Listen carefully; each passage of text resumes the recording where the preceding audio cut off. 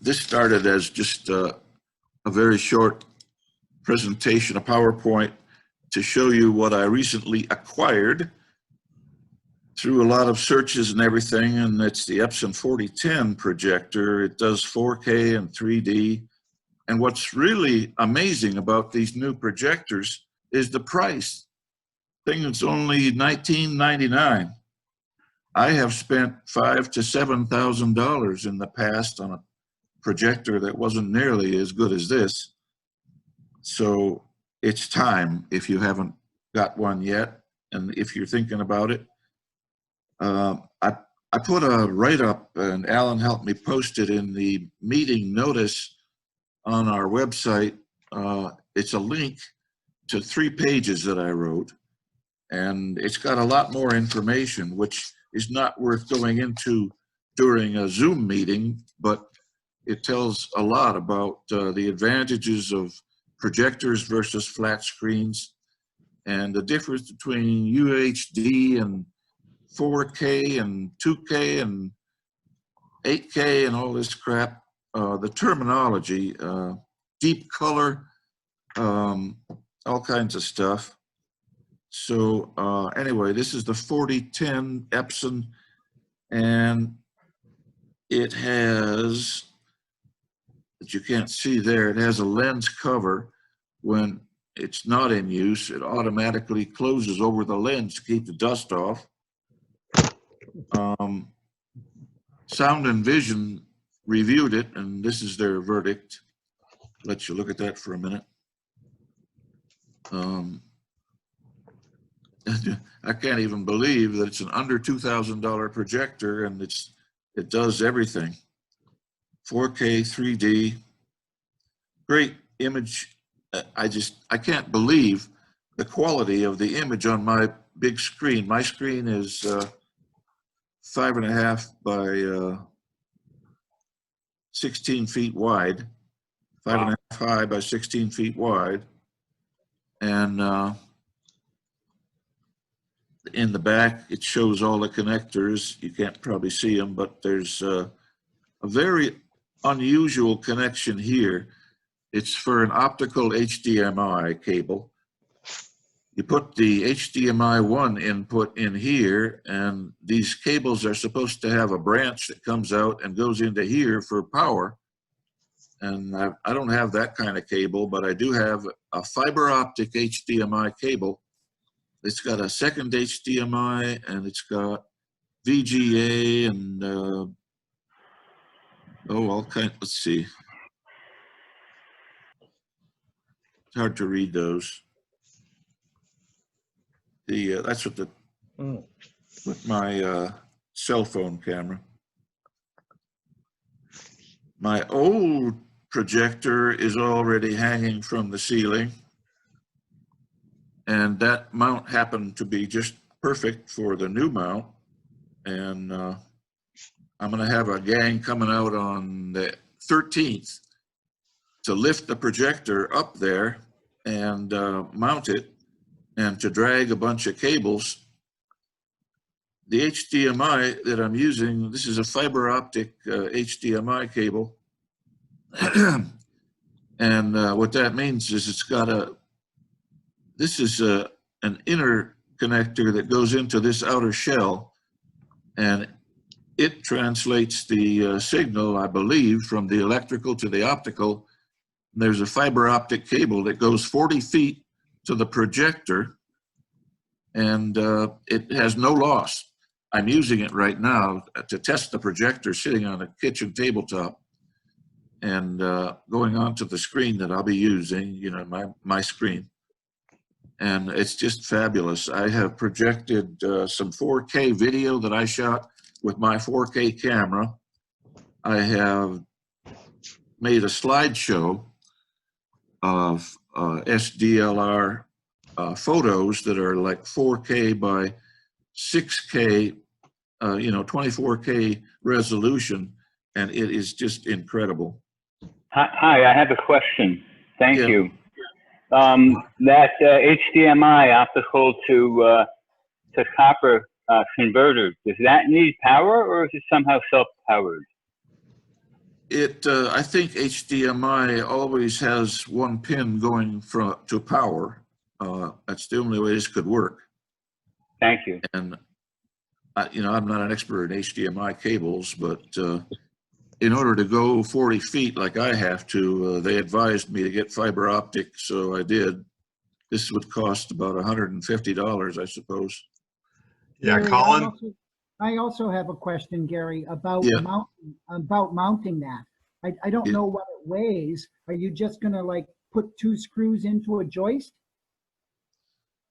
Well, the ceiling mount goes into plywood that is mounted between the joists. So it's a solid connection up there. And the projector is 25 pounds and it hangs from this pipe. You put an Epson mount on that pipe, just screw it on. And then the mount screws to the new projector with 4 screws, 4 nuts, screws and nuts. Anyway, you get the idea. I've already got an electrical connection running there to the old projector. And I also had to get a new receiver because I have never run HDMI before. I've always used RGB going to my old projector. And you don't have as good a picture with that as with HDMI. So I had to get a receiver that had HDMI. And I got this one because of this. You can see all the connectors, but in particular, it has low-level outs for every channel, including center channel. You can connect the speakers directly to their amplifiers. They're about 125 watts for each speaker. And you can also go to your existing power amp and speaker setup, which I have, which is why I needed to go low-level out. And then, of course, you got your HDMI out and also a second one going out. And this will hopefully carry 3D and 4K and all that. You got a lot of HDMI ins, which everybody seems to be using nowadays. Don't know what else I can tell you. So any questions? Now let's see if I can get back to me. Do you have the model Onkyo? It looks like an Onkyo. Yeah, the 820. 820.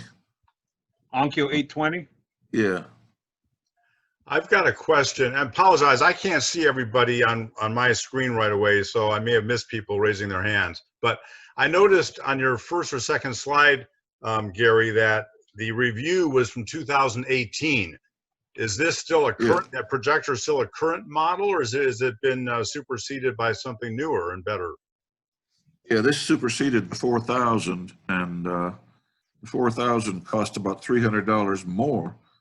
And then they superseded that with the 4010, which is mine, and it's some small improvements, but mainly the price went down. So that's still the latest and greatest? Yeah. So it's been out for over 2 years. Usually I would think technology nowadays, after 2 years, if not sooner, they have a refresh on technology. Yeah, they're not improving them that often anymore. I think they've reached some sort of peak. I hope they don't come out with 8K because it's absolutely unnecessary. You can't hardly tell the difference between HD, which is 2K, and the 4K stuff. I bought a couple of 4K discs to try and find some amazing differences. But unless the original material was shot with some super resolution 8K video camera, you're not going to see much improvement in 4K. I got the Planet Earth 2, which I haven't viewed yet. I got the Spears and Munsell HD test disc, which gives all these different screens that you can use to set up your projector, you know. And I might get their 4K disc, but I don't know what it could tell me beyond look at the pretty fine picture, you know. After you've set brightness and contrast and color and intensity, and it's interesting how many more settings there are on a modern projector. There's 6 presets for color space, A color space is just a set of settings for brightness, lamp power, contrast, whatever settings you want to make for that particular space, and you can switch among them. The main advantage of a modern projector like this one, you got a motorized focus, zoom, and keystone and picture placement on your screen.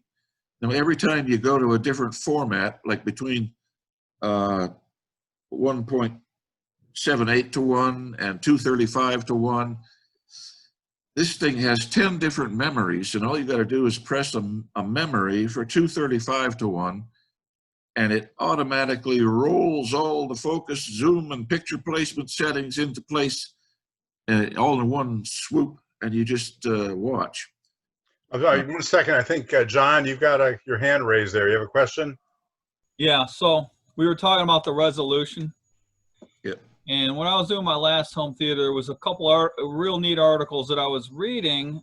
It depends how far you are from the screen too, because the pixels get bigger the closer you are. You may not need 8K. You may not even need 4K. It's very hard to tell the difference between 4K and 1080p, depending on how. Now, if you're real close, you'll be able to tell. Like if you're 1 time the screen diagonal or 1.5 times the screen diagonal, you may be able to tell, but a lot of times people don't want to watch it that close, so it's might not need it, and you can get away with less resolution.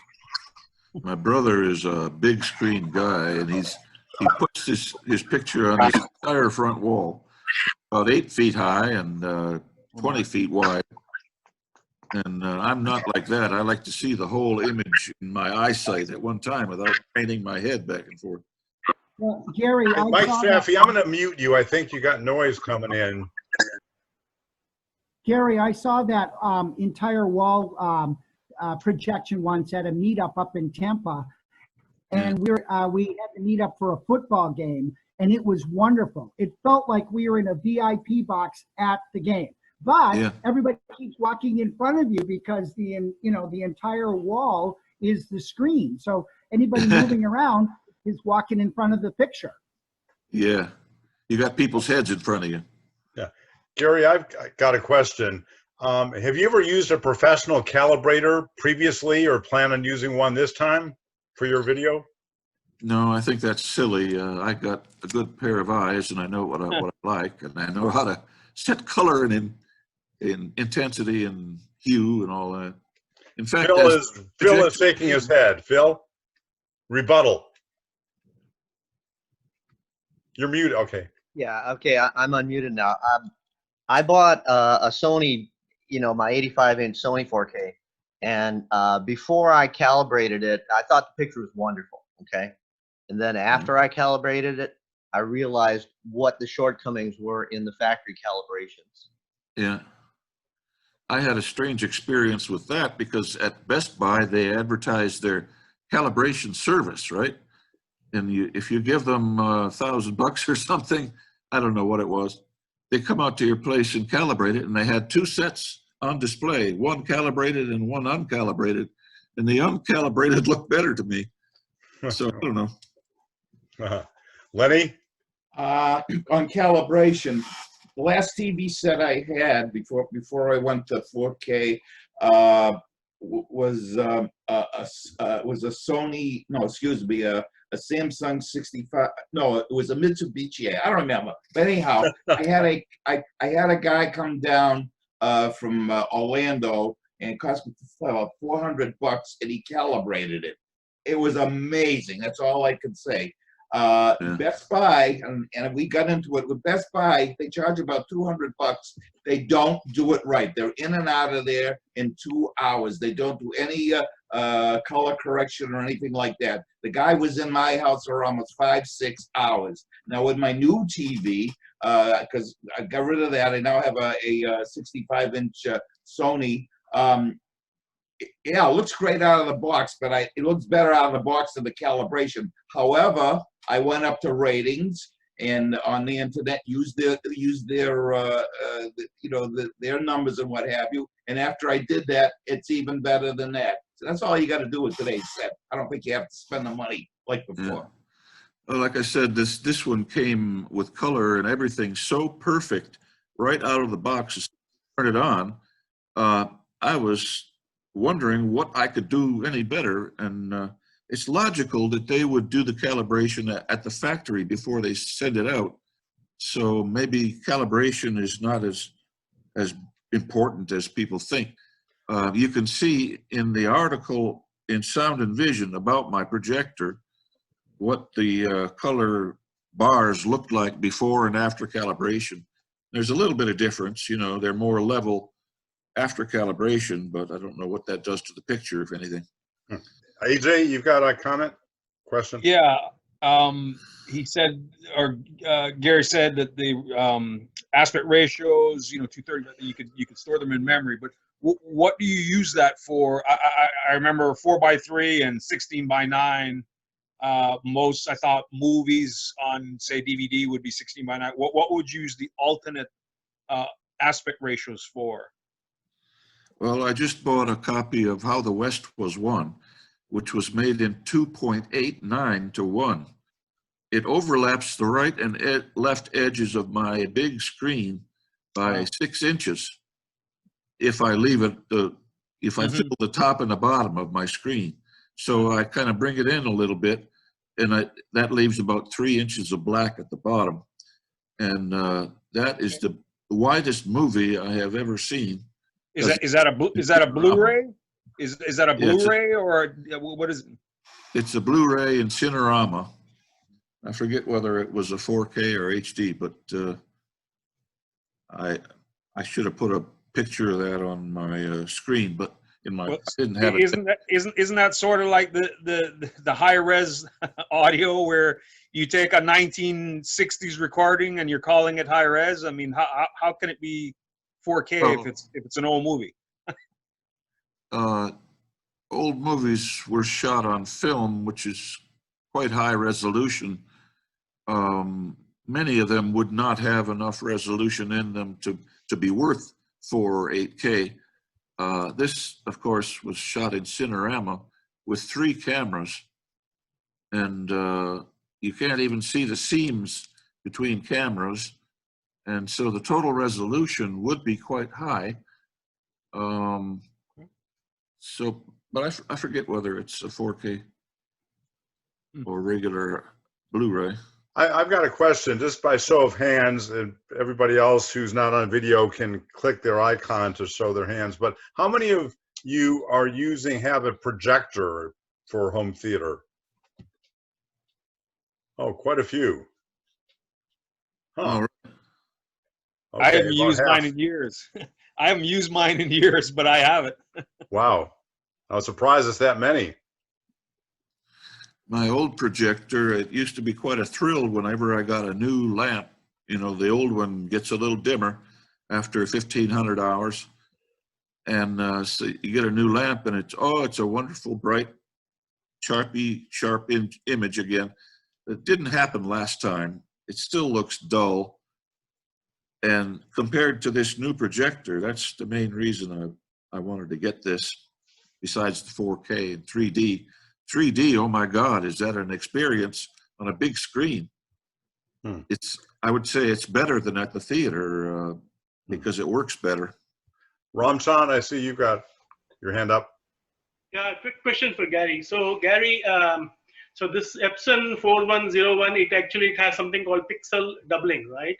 And I believe I believe what it does is it has 2 chips, and on each chip it is actually doing 1080p or something like that, but it does them very fast, and the net result is that like it's giving you 4K.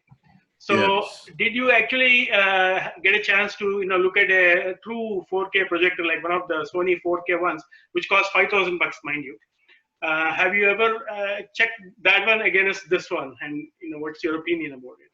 No, and you know what? Where could you go to get a projector demonstrated anymore? Not maybe even Best Buy. Best Buy may be able to do it because they do sell them. The Suncoast Videophile Society has shootouts. Just kidding. Okay, yeah. So there's no. How do you blind test it? How do you double blind test that That's projector what I was going to before say. it's You not can't double blind test it. biases. Put blindfolds on everybody and ask which one's better. Rick, So are I you was- holding your hand up or scratching your forehead? Oh, he's covering his eye, blinded. Gotcha. John, you got a question? Yeah. So no. Well, it's just a comment. Remember we went to that audio meeting, and what was that place called over on 41 in Sarasota? You were there, Alan. And they had projectors over there, over on 41. I forget the name of the place. Yeah, I vaguely remember. Yeah. So, anyways, they had a ultra short throw projector there that impressed the living heck out of me. Mm-hmm. So that's Oh, what yeah. I'm kind of waiting for, because I'm They're more out. set up for that. Yeah, I talked to Gary about that. I asked him if he considered that, but he already has the projector set up. But that's the latest technology. It's a tabletop projector you put right next to the screen, in essence. And it uses a special lenticular screen that's basically a prism that reflects or absorbs ambient light or excludes ambient light. It only allows the light coming up from the projector to then come in and then go out 90 degrees, reflected forward. Very interesting technology. Yeah, the technology is still a little expensive. Some of those projectors are about 4,000. I'm just waiting for them to come down. But you literally could put it between 12 and 18 inches from the screen, and it's absolutely amazing. Less ambient light too, of course. Right. Yeah. I have no special screen. I just have a white painted wall. Oh, really? Yeah. Phil? Oh, I thought that looked like a screen. Gary, what's the contrast ratio on your unit? 200,000 to 1. It doesn't seem to have inky blacks well, on most material that I've seen so far anyway. You can tell where the image is on my screen, even with black backgrounds. My brother claims to not be able to see anything when he has a black background. It goes completely black. Mine doesn't seem to do that, at least so far. Well, if you have a painted screen though, painted wall, maybe that's part of the issue. Maybe you're getting a lot of ambient light that's reflecting. Well, I watch in darkness. Is that a black border that you have on the wall, or? When you're talking about a black room, a dark room, you still have light from your own projector, and if your walls are all white, you could have ambient light coming into your viewing room no matter what, you know. Which my walls are kind of light colored. So that's just a black border you have on the wall? Yeah. Oh, cool. It's a bunch of sticks. Huh. Interesting. Now, Mike Bovaird, you just said you finished recently a home theater project. Can you tell us a little bit about that? Sure. Like Gary, when the whole coronavirus thing hit and we shut down the store, I certainly had some time to kill. So one of the projects I've wanted to do is redo my home theater. When we moved into the house in 2004, I had brought all my stuff from Canada. So it was, a 1990s Sony projector, giant, standard definition, not even high definition, no 4K, no nothing, 3D, the whole bit. I had a pretty much run-of-the-mill screen that I wanted to get upgraded as well. So that was one other part. The other parts were the surround sound speakers. They were, and AJ will get a kick out of this, they were my Mirage OMD from Canada speakers. Their attempt at an omni sound. They were on-wall speakers that I had brought with me, and again, they were from the 90s, so they've been out there for a while. What I wanted to do was get them off the wall and get proper in-wall speakers. That was also part of the project. The other thing I had was a very old Onkyo receiver. No, sorry, it wasn't even Onkyo. It was Integra receiver that I wanted to get rid of and go to multi-channel amps with a proper surround sound processor. So the projector was the first thing I started to look into and do research. And and ended up going with the JVC NX7, which is a native 4K projector. So it was a tremendous jump from the circa 1996 Sony projector, I can assure you of that. The other thing I went with was the B&W 700 series in-wall speakers with what they call the backplate, which isn't really a backplate, it's a box that goes below the speaker to give it, I guess, deeper sound, more bass, something it actually attaches to the speaker. It's an option if you've got the room. You attach it and then it goes down inside the wall, and then you attach it to the wall. I did that for the 4 rear surrounds, and then I put in 4 ceiling speakers for the Atmos effect. And I again went with the B&W 700 in ceiling speakers. And again, those did not have any kind of back box option. They are what they are, and there's really not a lot of room to work up there anyway, because my home theater room is above the garage, so there's really not a lot of room. On the projector side, I went with a higher resolution or brighter, I don't know the term, Stewart screen. I was limited in size, so 100 inches is it, because my roof is like this. So the wider you go, it's going to go down and down and down, and you'll have the screen down here. So I have a build out that sits about here, and it looks fine. 100 inches was the most. If I went 120, the screen literally would be, you know, like this. It'd be halfway down, and you'd be looking down at the screen. But where it is now, it's perfect at eye level, and most people don't even notice it. It's a separate build out, separate cutout that's there. And I do find that the higher resolution, brighter screen definitely helps the projector. In terms of the surround sound processor, I went with the Trinov Altitude 16, I think is the model. And it has a lot of the features I was looking for from the HDR content side, but also on the audio side. And then in terms of multi-channel amplifiers, I went with the new Hagel C55, which was kind of a gamble because it's a brand new, it's the first foray into multi-channel amplification for Hagel, and it was a bit of a gamble, but I went with 2 of those. So I've got 10 channels of amplification there. I'm only using 9, and then I've got the 2 main amplifiers up front, driving the front, right, and left. So mine is integrated into my 2-channel system. So I'm driving the center, I'm driving the 4 height speakers or ceiling speakers, whatever you want to call them, and then 4 rears. So that's 9, and so I have 1 channel left. I've also got 2 subwoofers. I went with the B&W DB1D subwoofers and the B&W center. So basically, all of the speakers are B&W except for the front, left, and right, which are the MBLs. In terms of the calibration, I had read online that there was this one particular person. He does nothing but travel around the country since 2002 doing calibration of screens. His name is Chad, and his website is something like hdtvchad.com or something.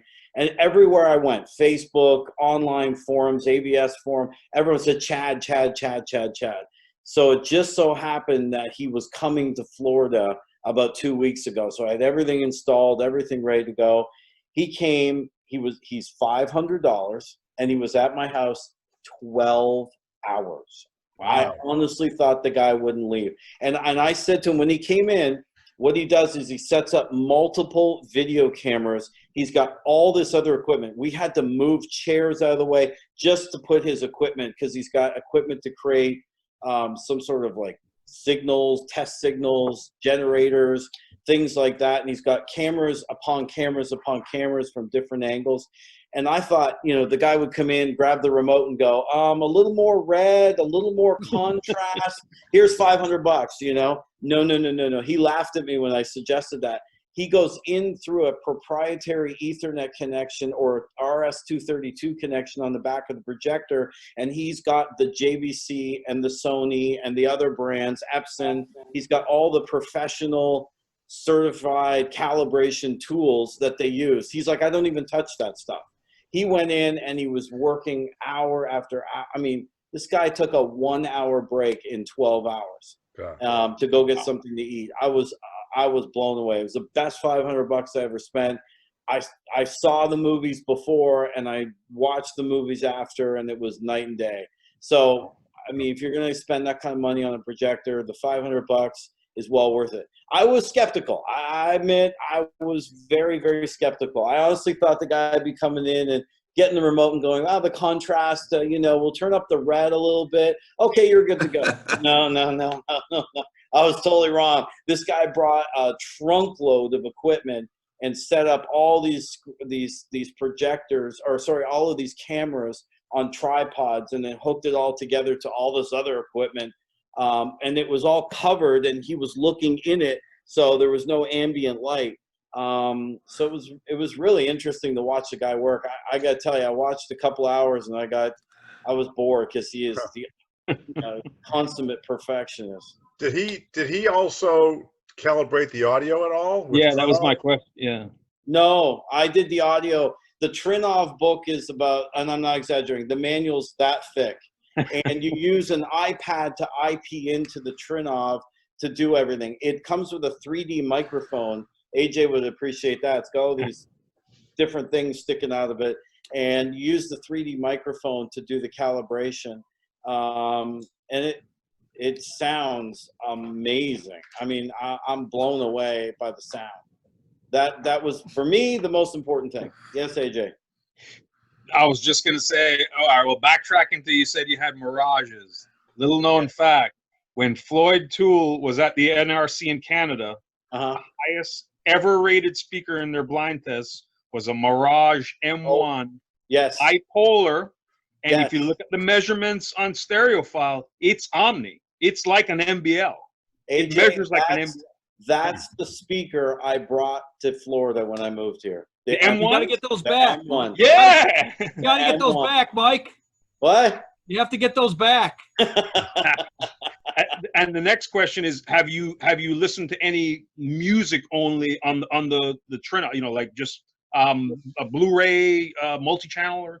Yes, I've got, thanks to Rick. Rick's been pushing me to get more and more material. I picked up Pink Floyd Dark Side of the Moon in 5.1, and then Rick put me on to Tidal. Just announced, I think last week, that they've got Dolby Atmos audio. Awesome. So I was listening to some of the other, they actually had, who was it? I can't remember. Some of the modern artists I was listening to in Dolby Atmos. It was actually really cool, I have to admit. There's a recording guy called 2L. You ever heard of 2L? And excellent recording. Right. Yes, I've got one on order. So, and I also just got a receiver with Oro 3D along with Atmos. The Aura, the Trinov has the Aura 3D, and it's fantastic. Now, really? Tidal Aux actually has Dolby Atmos, but then they've got something called 3D audio. They've actually got two. They've got different setups. So well worth checking out. Gary, you've got a comment? Yeah, for Mike, I also had this receiver. I mean, I also got a new Blu-ray player, a 4K player. It's the Sony UBP 800. And I asked the group last time, should I worry about getting the audio ability to play DVD-A and what's the other multi-channel? SACD. Yeah. Anyway, it will play everything, even all the audio files, so I'll have to try that. And Mike, did you test the difference between the real 4K and the pixel shifters? No, I don't think so. I think the projector that I got is the so-called real 4K. I don't know the difference, to be honest with you. I know the model above it does pixel shifting or whatever for 8K, but all the reviews said they couldn't tell any difference between the regular 4K and the 8K. They said it was a total waste of money. So I didn't go with the 9. The model is called the NX9. I went with the NX7. Ironically, the calibration guy has the NX5, the model below mine. So he was very pro JVC. I almost went with the Sony because, well, my last one was Sony and it lasted, what, 22, 24 years. So I almost went with that one. But everywhere I read and every forum I went on and every Facebook group all said, get the JVC. So I'm not an expert. I went with that.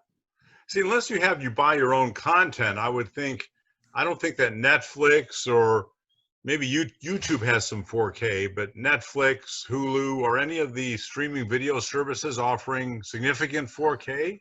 So what I learned, Alan, is that the audio is highly compressed in the 4K streams from, Amazon Prime, Apple, downloading movies in 4K. It's highly compressed. And I tested that theory with Ford versus Ferrari. I bought the 4K disc, and then I've also had the download in 4K, and I tested it, and it's actually true. The other thing I found interesting is that some Blu-ray players are very, very strong in the video side, but weak in the audio, and others are strong in the audio and weak in the video. So you definitely got to do your research there. I had, right before they went out of business, I purchased the Oppo 205. So it was actually sitting, you're going to laugh, it was sitting under my bed. And I figured one day maybe I'll need this thing, but I had the old original Oppo that I was using and it was still working, and I had no need for 4K with an old projector. However, the JVC rep and the calibration guy recommended I get the Panasonic, I think it's a 9000 UB or something, Blu-ray player, because there's a technology that the JVC projector uses from the Panasonic Blu-ray player to give you more accurate HDR. What they said is, without it, some HDR content might look dark. With this technology, it will always calibrate whatever it should be. So listen, I'm not a video expert. I did my best to learn it, but that's what I understood from those two. So I actually have the Oppo and the Panasonic. I will tell you the Oppo is better for the sound side, and the Panasonic looks maybe a little better for the video side. I've got that same Oppo also. Yeah. Colin and then Phil. So Mike, how many of your sales are actually, home theater, or let me put it another way, how many people are running their movie source through your stereo systems? Well, when I picked up Bowers and Wilkins, that's when we got my first taste of the whole world of home theater, because all of a sudden we were ordering in-wall speakers, in-ceiling speakers, in-wall subwoofers, which I didn't know even existed, and various other things. So that's how I got my sort of taste into that. And so we've been a B&W dealer for a little over 2 years, and it's been surprising how many of those in-wall speakers we've actually sold. Phil, you had a question, I think, and then Gary. Just a comment, Mike, on the Oppo.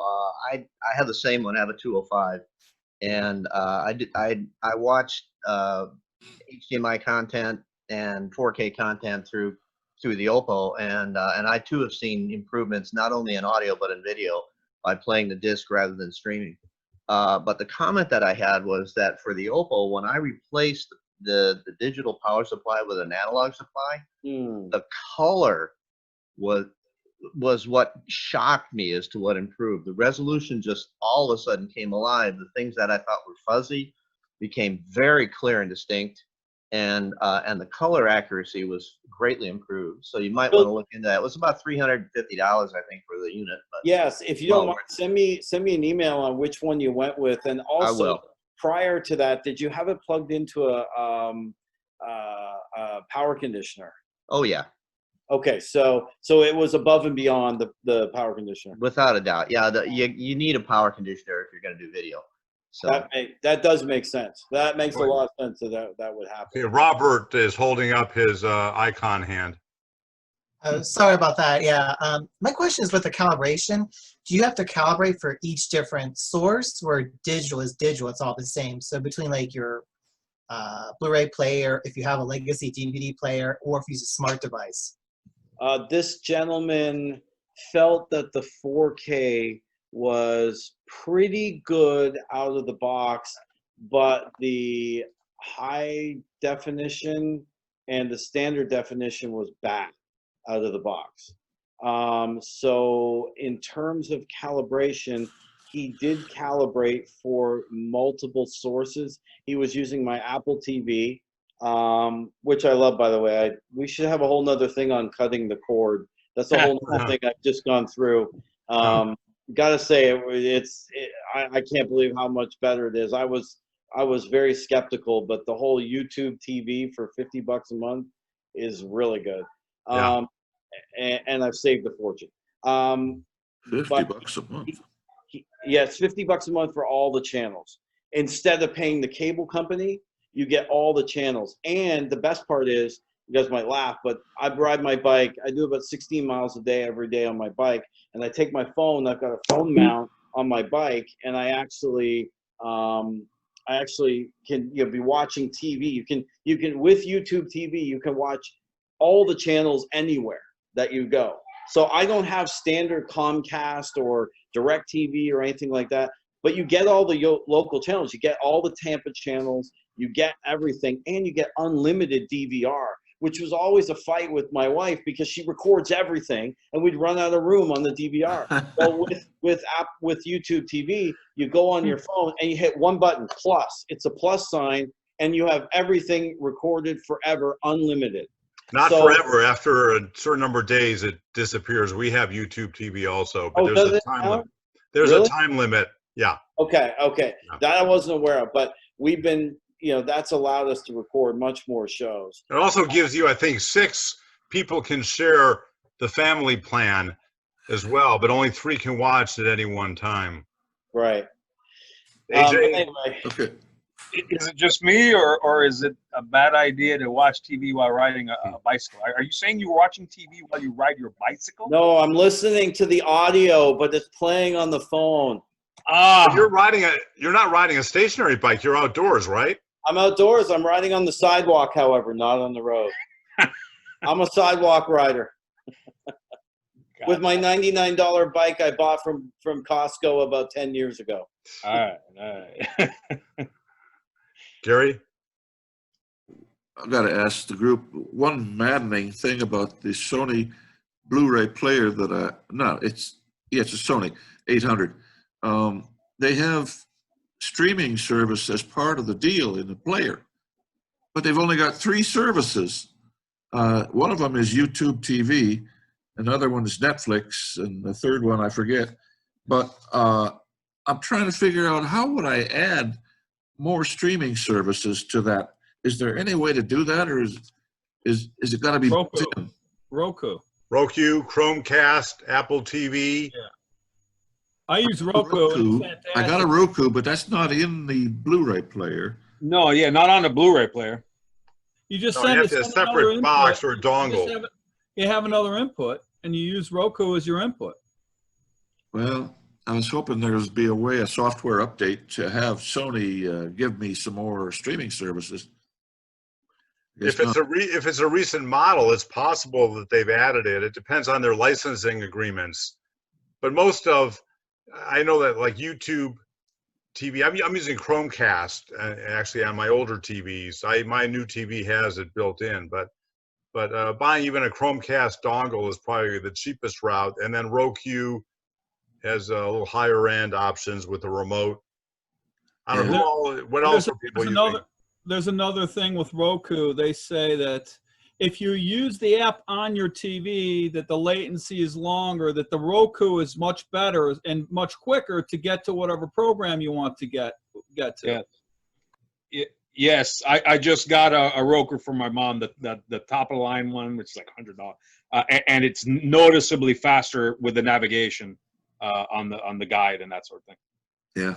Would it make sense to hook up a legacy PC, or are they too noisy for audio?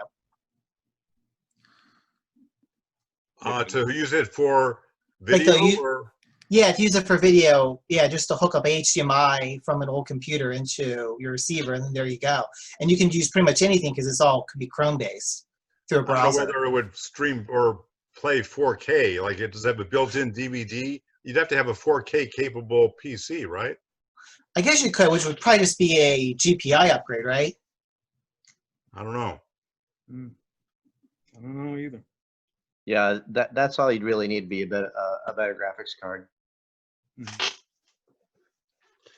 To me, it using some type of an add-on. I mean, like the smart TVs come with built-in software for streaming, but they're limited. They don't get updated, and inevitably, you're going to have to buy an outboard device to stream the latest resolution and have all the features. I bought, those of you who were at my house last time I hosted, I have the LG OLED 77-inch TV. And it has YouTube TV. It has a few other Netflix, Prime, Amazon Prime, which is great. But sooner or later, it's going to be superseded by new technology. And LG is not known for really upgrading their firmware a lot. Question for Gary. Go ahead. Go ahead, AJ. Gary, with your new 7.2 channel, it looks like a receiver, are you going to add heights to your setup? It's, I guess it is 7 point something, but it's not one of these 9 or 11 channel jobbies. I will have the 3 front channels, 2 side channels for surround, and Atmos. So Plus height. what would that be, 5.1 plus Atmos? Yeah. I could have 7.1 or I could have 5.1 plus Atmos. I got a couple of cheap little speakers that I can put in a ceiling, and I'm going to use them for Atmos because a few of my friends have spoken up about Atmos, and what the heck. For those of you that have installed Atmos, I guess, Mike, how much of a difference? I mean, you're going to probably get more of a theater experience, but like in my living room, I'm using my MLs as fronts. I have an ML center, and then I have 2 rear surrounds. So I'm a 2 subs, 5.2 system. I love the sound. It's good enough as far as I'm concerned without Atmos or anything else. But how much more does Atmos add? Well, you say movie theater experience. Has anybody ever been to a movie theater that has ceiling speakers? True. Yeah. Alan, to answer your question, I have the minimum to be considered Atmos, which I think they call 7.4.2, which means 7 surround, 4 in the ceiling, and then 2 subwoofers. I think that's what it means. What I will tell you is if there is Atmos material in the movie, it does have a dramatic effect because things fly over your head and you will find yourself ducking while you're listening. So it's pretty impressive, much more than being surround. I'll give you an example. There was one movie I was watching, and I can get the name for you. It's a horror movie, and this woman's in the basement, and there's like an alien thing up above her in the kitchen, and you can hear it above you. You know, as she's hiding in the basement, you see her, finding a spot. You can hear this thing above you. Of course, there's other effects. Helicopters and other things going over you. It's pretty impressive, I gotta say. I think if I were to cut 4 more holes in my family room ceiling for the Atmos speakers, I'd have frying pans flying over my head for my wife. You would Here's hear the other thing is how much material is really recorded in Atmos right now? Yeah. not much. That's a Not great a lot. question. There's So not a lot.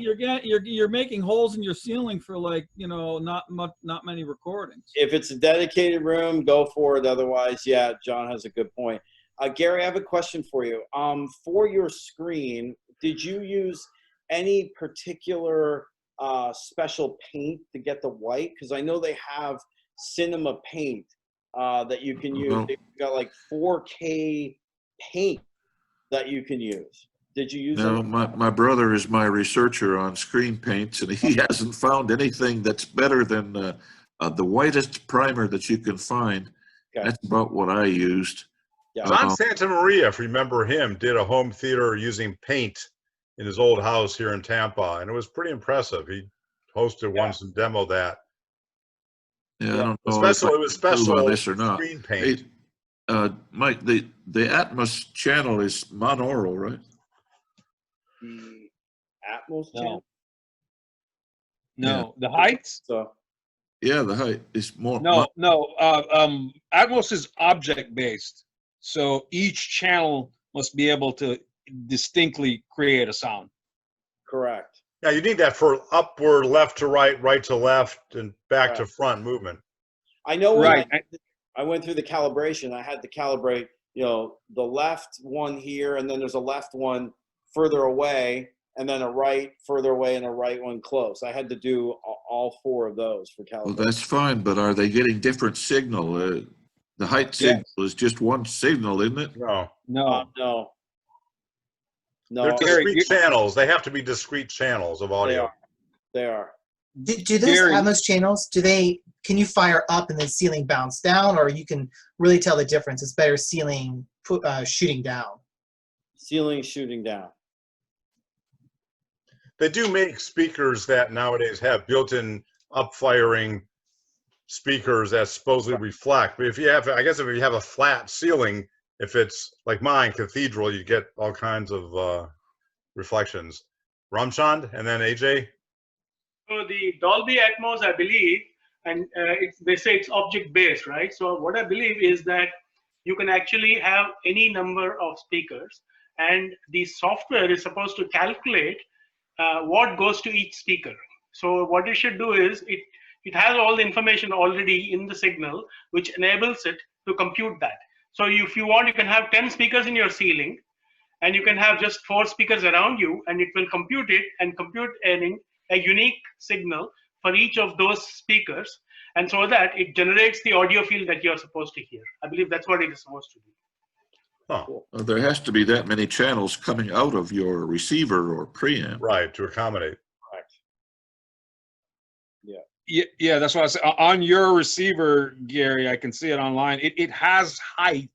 It just has 2 of them. So I presume those would be either front or possibly straight above you. I'm not sure, but the manual will probably tell you how to position those heights for your 7.2. Yeah, they tell you that you can put the ceiling speakers 2 towards the front of the room or 2 towards the rear of the room, but it's all getting the same signal. Oh. Oh, okay. So when I get my line source going, I plan on running a very simplistic setup of 4.4. So 4 speakers towed in, control directivity, because you get a good center image on control directivity speakers. AJ knows what I'm talking about. And then I'll use 4 subwoofers with it. So I'll have a 4.4 if, you know, just, I'm trying to keep it kind of simplistic, but that's just me. I've got a question. Mike Bover, what were you for using MBLs for the front, left, and right? What are you using for your center? I went with the B&W HTM 1D3, which is the top of the line B&W center speaker. How well does the tone match the MBLs? Pretty good? Pretty good. I mean, it's not perfect. Yeah, it would be much better with a pair of like 800 D3s, but you know, I mean, it's splitting hairs. It sounds very, very good the way. And also, I'm curious, Mike. I'll let AJ go next. How did you hire somebody to wire to go up in your attic and wire the Atmos and all? Run your Well, I actually had, circa John Shate, I had up there already wired some, Home Depot outdoor lighting cable, basically, that I had put in there when we moved into the house originally. So what I did do is I bought a spool of 500 feet of AudioQuest best in-wall cable and I basically tied it together and pulled the old cable to pull the new cable. So I put all new cable in there. Yeah. AJ, you had a question? No, I was just going to say that his Trinov, when you do the auto setup with the Omni mic thing that that he was describing earlier, it should do a little bit of EQ to try to match the timbre of the front channels as best it could. I would imagine though the the Omnis, the MBLs will probably give the Trinov fits in trying to figure out what's going on. So it wasn't as bad. What gave it fits was the subwoofers, believe it or not. I'm not sure if I don't really I didn't have a lot of room options or placement options for them. So it took a little while for it to accept the subwoofers and calibrate those properly. I had to actually go into the software for the subwoofers and do some manipulation there for the turnoff to even see the subwoofers and recognize them. I kept giving me an error. So I did work with the folks at Trinov, and that's what they told me to do. So I actually had to adjust the EQ of the subwoofers first, and then the Trinov recognized it. Yeah. I'm curious, if any of you guys using any Anthem receiver or processor for home theater? The reason I ask is Anthem, part of Paradigm and Martin Logan, they have Anthem room correction. And since I'm already using that for my fronts, I thought that might be an easier way to calibrate a home theater system. I need to upgrade my old Denon 3808 to a receiver, preferably probably a 7-channel is all I need, and I'll play around with that. But I'm waiting for newer technology that incorporates Anthem room correction so I can get the subs properly dialed in. Have you checked Emotiva? I've heard of it. I don't know.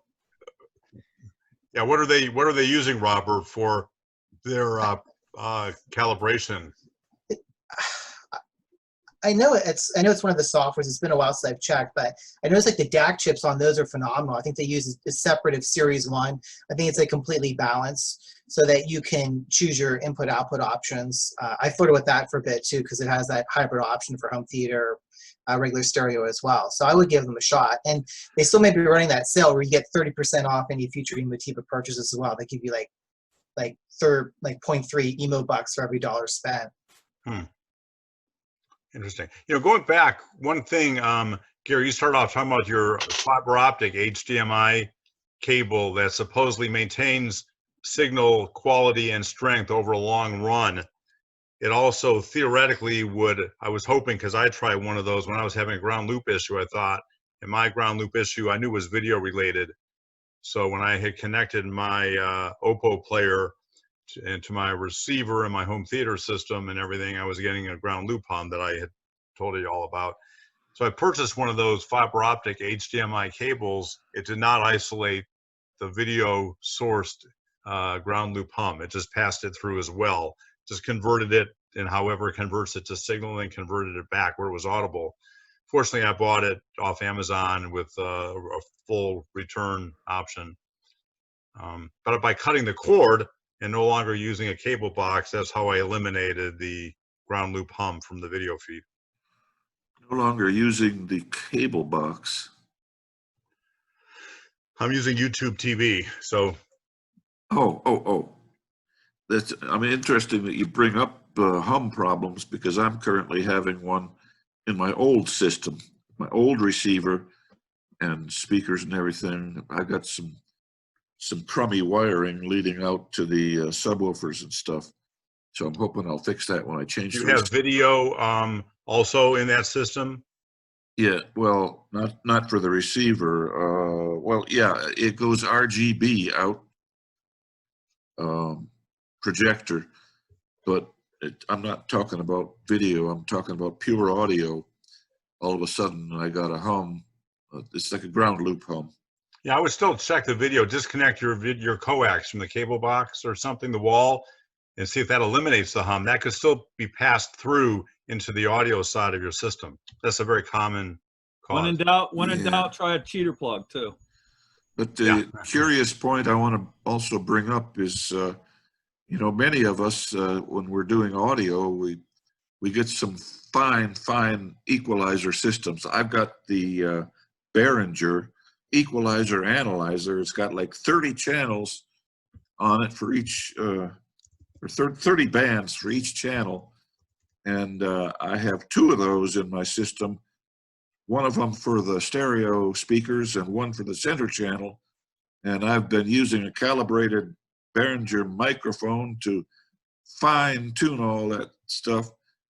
Now you get a new receiver and they expect you to use their crummy little microphone and equalizers in their system. So that's why I wanted to find a receiver that had low level out, so I could go out of my receiver with just a signal and go to my old equalizer analyzer system and not let them mess with me. I agree with that. I like to do things manually. When I calibrate everything, I'll use REW. I'll do each channel manually, make sure it's the right level, make sure it's the right distance. I mean, I'm definitely a manual type guy too. Yeah. It's better. How many of you guys are using REW for your audio setup? Using what? Room EQ, or was it Room EQ Wizard? It's software, free software for stereo calibration. Huh. Maybe we ought to have a focus on that sometime in a meeting. That'd be interesting. I haven't used it yet. I want to play around with that, but I've got the Anthem room correction as well. I use it for everything. I use it for designing speakers. Yeah. And that's what I was going to go get back to is I don't know what system comes with his Onkyo, but it depends on who you ask, Alan. But I mean, you know, the ARC, if you ask some people, the ARC is the best. Some people swear by Dirac. I'm not sure how you even pronounce it.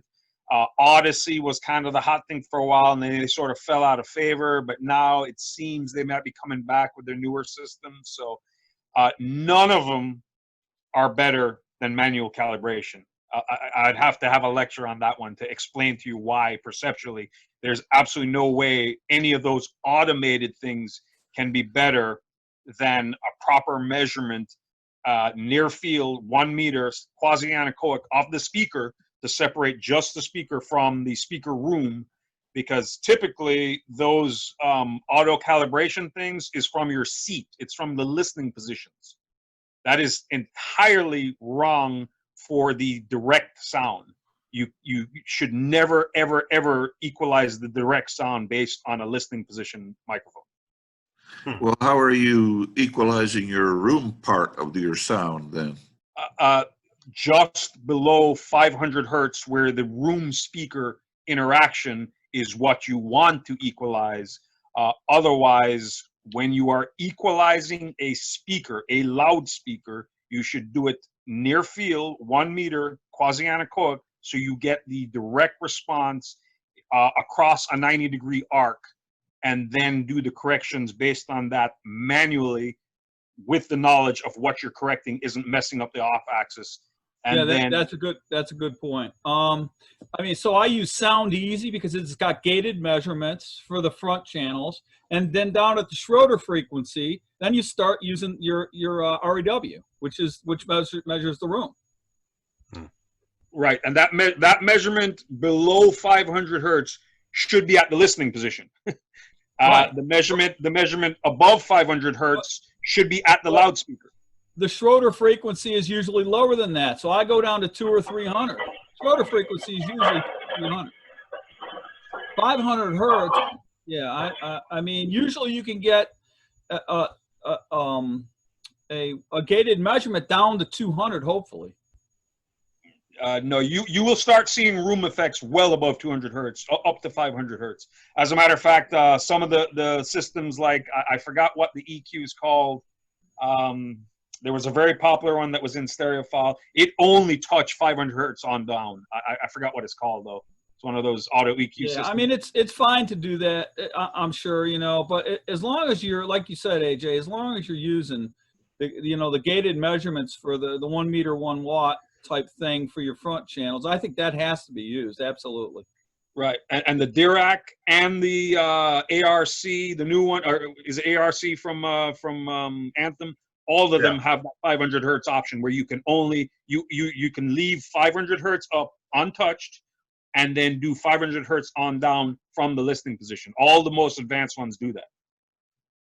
Yeah, well, Anthem Genesis, the new one, allows you to go higher if it's built into the receivers. The one that I have for Martin Logan in particular, and probably for the Paradigm speakers, I think only goes 500 down for the bass, below the Schroeder frequency and down. Yes. Any more questions specifically for home theater setup? So, may I pose one? This is Bob. Sure, Bob. Yeah, if I'm more of a 2-channel guy, I have a 5.1, but I kind of lost interest in it. If I were to use my stereo for home theater only, is there a simpler device other than just getting a processor that can convert any kind of Dolby Digital to 2.0 digital that I could then run from into a stereo DAC and then into the normal stereo chain? What are you talking about? I'm trying to go to Dolby Digital to 2.0 digital, and then I'll feed that into a DAC. Via HDMI? I wouldn't. I don't think DACs do HDMI, do they? I think I'd have to go fiber optic. You'd probably have to take HDMI in and then fiber optic out. There's a handful. My NAD DAC does HDMI.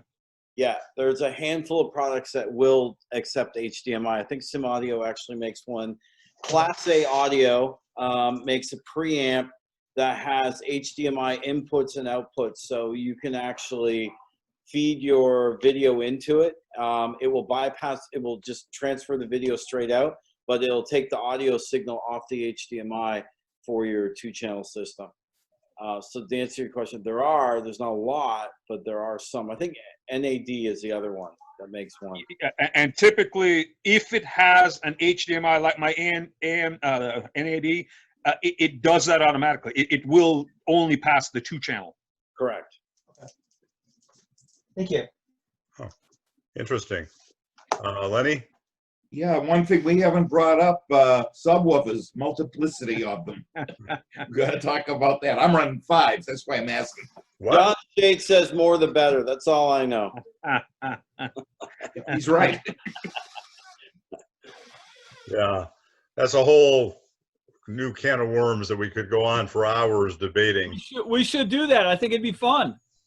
I think Well, I'm game for that. I think AJ can team up with me and maybe Mike Bovaird and whoever, and have some fun with the subwoofers. You just need one.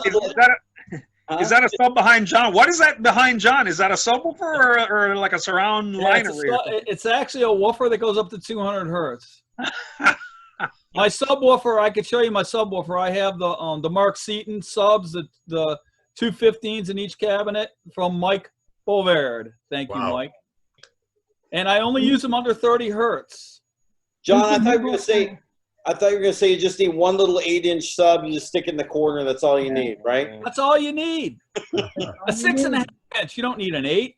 How many of you guys happened to watch the space launch yesterday in surround sound with their home theater system? With the subs on. That was impressive. That was awesome. Were your pants flapping? Yeah. Not quite, but it was emotional to watch it. Yeah, it was great. Was it a television feed? Well, how I mean, yeah. What, all different channels or one channel? Or? I'm not sure because I had it going through my receiver. It may I don't think it was broadcast in 5.1, but I think my receiver converted it to basically 5.1 or 5.2. I had the subs and the rears going. It was pretty good. they didn't go anywhere, right? They just went 1,000 miles and then they stopped at a hotel for the night. No. They went to the space station. Yeah, they docked today. They They docked. docked at the space station. Yeah. That's what I'm saying. They just went 1,000 miles and they stopped for the night. Yeah. Well, Right. That's impressive, incredible the way, although the feed didn't show it when they landed the first stage booster back on the ship, on the cool. barge, smack in the bullseye. That's incredible. That was cool. So what streaming video programs are you all watching that you recommend? I'm mostly movies myself. Yeah, me too. I have Sling, but I don't watch movies. I only listen to music when I have a downtime. So I have Sling, but it's mainly for my mom. YouTube is very good. It's surprisingly good.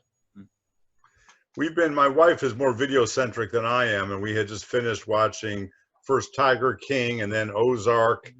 Now we're watching Outlander. Has anybody watched Outlander?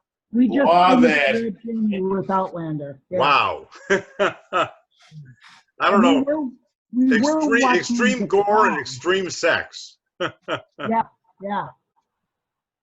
Pretty impressive. We were watching The Crown, but the last season of The Crown has just been not very good at all.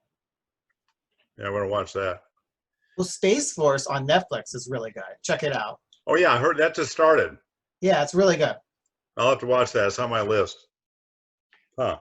I just streamed I just watched every single episode of the Clone Wars. I just loved it, almost as much as Vikings. Colin? We just watched last night, Lucy in the Sky, which is a Natalie Portman movie about the female astronaut who drove across the country to attack another female astronaut. that Right, was wearing the having an diaper. affair with another astronaut. It's a horrible movie. They spent $25 million on it, and it didn't even make $500,000 at the theater because they didn't tell the story that the movie is about. But Natalie Portman, if you're a fan of hers, she does as good a job as she's ever done in anything that she's ever done. And so she's good, but the movie is an absolute box office bomb, and I think it's on HBO. Interesting. I'm an audiophile. My surround sound system is for audio. You've got a I don't know what to call it when you demoed it at the show and elsewhere, a stealth surround sound. That's right. If you tell audiophiles they're hearing surround, they go, oh. So you don't tell them, and they go, oh. So AJ, what do you have though for surround sound? For home theater, you said you don't really use it? I have a projection system. I haven't used it in years. I have a projector. I can't even tell. It's maybe an Epson. It's probably 7 or 8 years old. So I don't even think it's 4K, but I'd rather listen to music than watch movies. So what do you all? Sorry, Go ahead. Go ahead, Phil. I just want to comment for Mike. I'm using the OpalMod analog supply. Okay, but it's got a couple of ground loops in it that you need to take out, and once you do that, it's great. Okay. Thanks. I think, Phil, when are you going to add tubes to it, though? So AJ, do you listen to 5.1 music, or do you have like specific recordings that you listen to, or you just upconvert to 5.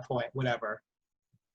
Mostly upmix. I do mostly upmixing. I have ordered a couple of those 2L multi-channel recordings.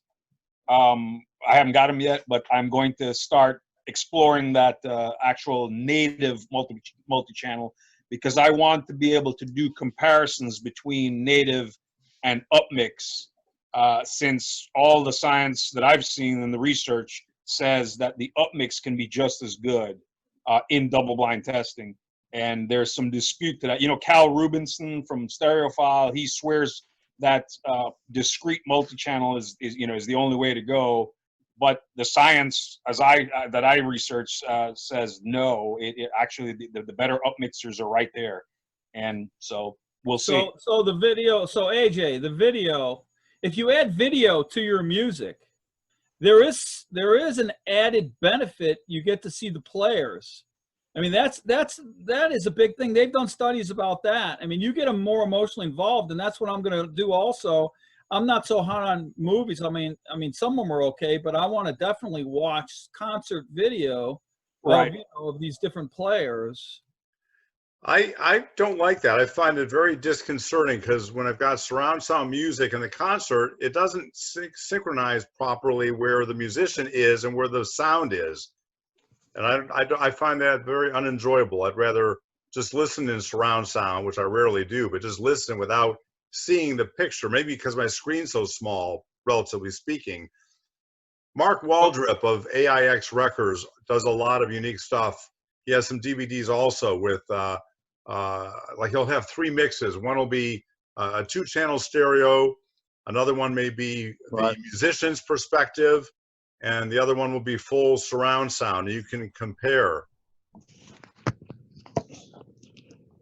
When I had my loft down in Channelside and had that, dedicated theater, I did used to listen to concert DVDs and stuff like that, and I thought it was fantastic. I love the fact the visual and the audio matched up well. But yeah. Well, how did the video and audio match? Was it just a static shot? Wide shot? No, live concerts like Dave Matthews at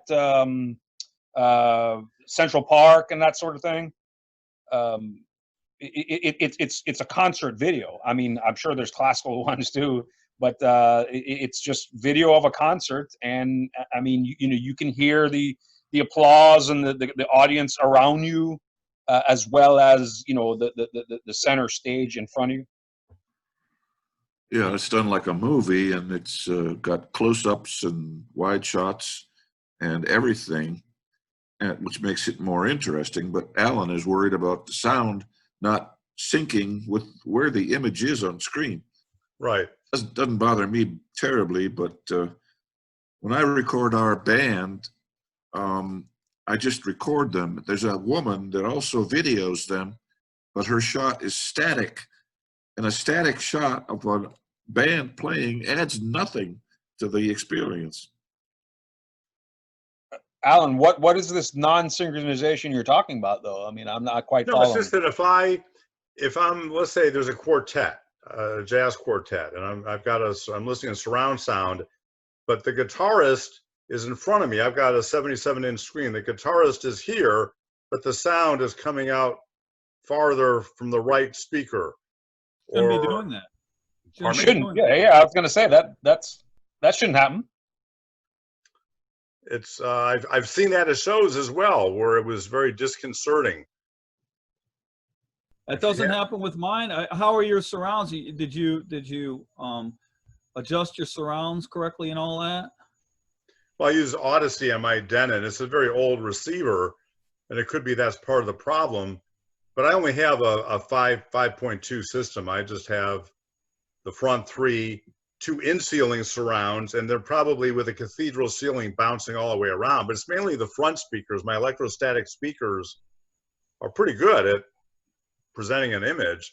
I don't think that's the problem per se, because I've seen this at shows. And there's been on various forums, there's been comments about that.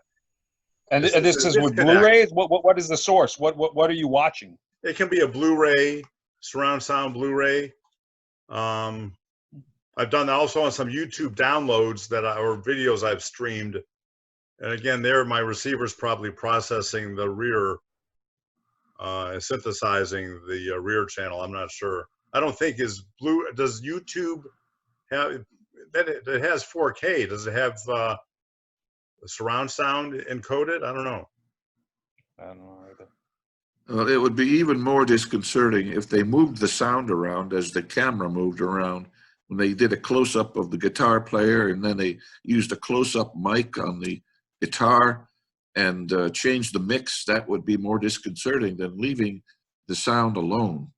You can bounce around with the camera to show the different players enjoying what they're doing, but you're not going to change the sound stage all around every time the camera changes. Well, yeah, that goes without saying. It's like I have Rodrigo. When I last hosted, I played some clips on my TV to demo it, and Rodrigo y Gabriela have this phenomenal guitar duet, and one of the clips, Rodrigo's playing in front of you, and the music's coming way off axis. For Gabriela, it was better. It was more focused and fixed to her positioning of the guitar.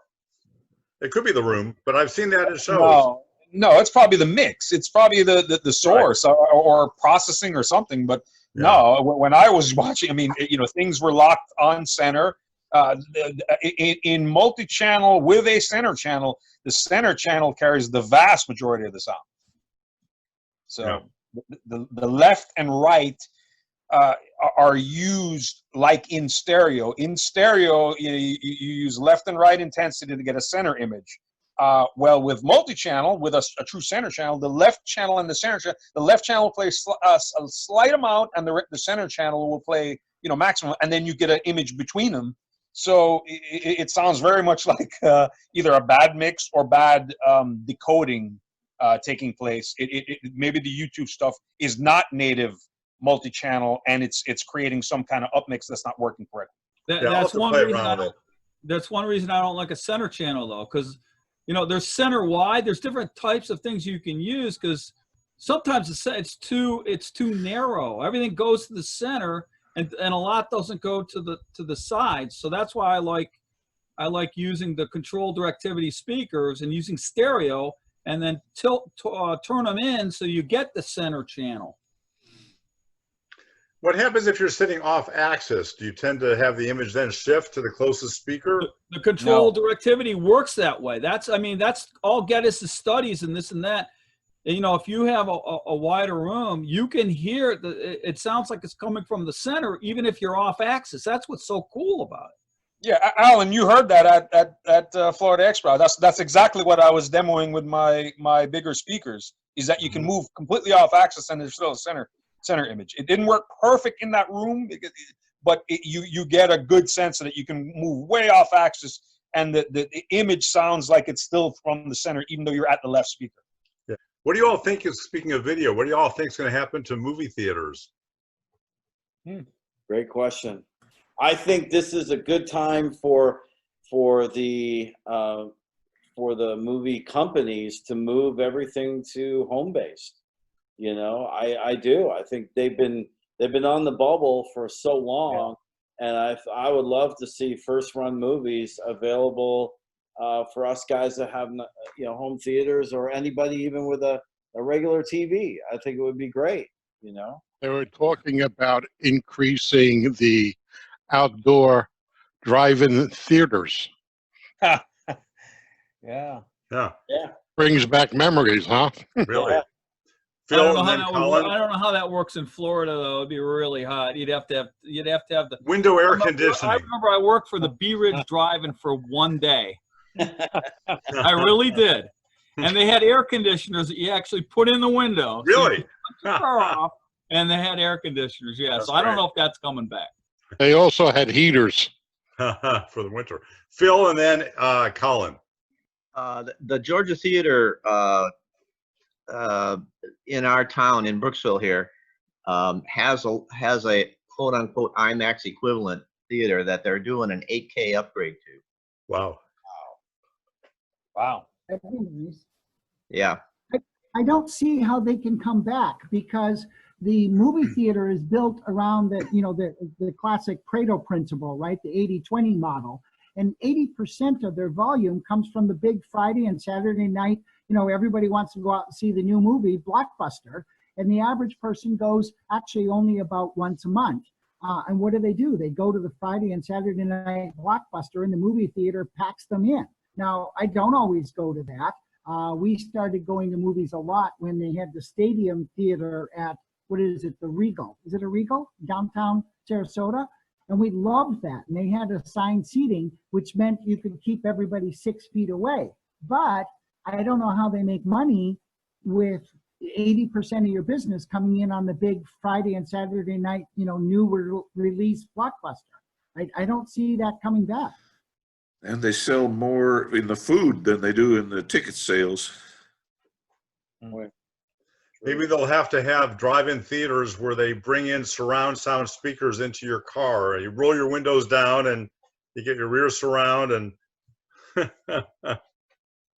A lot of high-end cars already have that, Alan. I'd rather be home. As a matter of fact, Dolby or Pro Logic and what you call it, the one that I use, Logic 7. Sorry, Harman's Logic 7 pretty much died for home audio, but they have it in a bunch of cars now. So yeah, you're more likely to drive to a movie theater, and it'll give you either an app or a place to play the soundtrack on your phone, and then your phone will play it through your car stereo. There's another interesting aspect. I wonder if home theaters start making a comeback, because they went down for a while. I wonder, it'd be interesting to see, because if they start doing that, the home theaters might start making a comeback. I absolutely. Here I am. Well, interesting. Well, the future is certainly going to be impacted by this, and time will tell. I guess, Mike, you're going to have to start offering much more sophisticated home theater design systems if this continues. Well, you know, when I bought my stuff, I made myself a JVC dealer, a Sony dealer, a Trinov dealer. So I went and picked up all of those brands anyway. So it's going to be up on our website very shortly, and yeah, will definitely be available.